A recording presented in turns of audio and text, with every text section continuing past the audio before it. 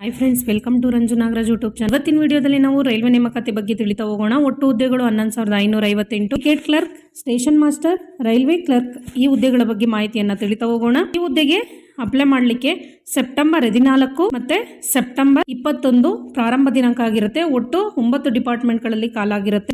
ಇದು ಅಪ್ಲೈ ಮಾಡಲಿಕ್ಕೆ ಕೊನೆಯ ದಿನಾಂಕ ನೋಡೋದಾದ್ರೆ 13 ಅಕ್ಟೋಬರ್ ಮತ್ತೆ 20 ಅಕ್ಟೋಬರ್ ಆಗಿರುತ್ತೆ ಕೊನೆಯ ದಿನಾಂಕ.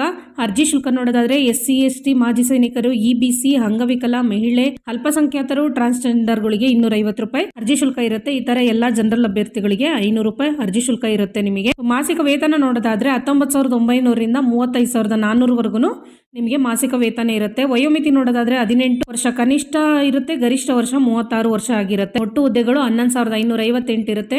ಅರ್ಜಿ ಸಲ್ಲಿಸುವ ಬಗ್ಗೆ ಆನ್ಲೈನ್ ಇರುತ್ತೆ. ಉದ್ಯೋಗ ಸ್ಥಳ ಬಂದ್ಬಿಟ್ಟು ಭಾರತಾದ್ಯಂತ ಇರುತ್ತೆ. ಈ ಉದ್ಯೋಗಗಳ ಬಗ್ಗೆ ಸಂಪೂರ್ಣ ಮಾಹಿತಿ ನೋಡ್ಬೇಕು ಅಂತಂದ್ರೆ ನನ್ನ ಯೂಟ್ಯೂಬ್ ಚಾನಲ್ ನ ಸಬ್ಸ್ಕ್ರೈಬ್ ಮಾಡ್ಕೊಳ್ಳಿ.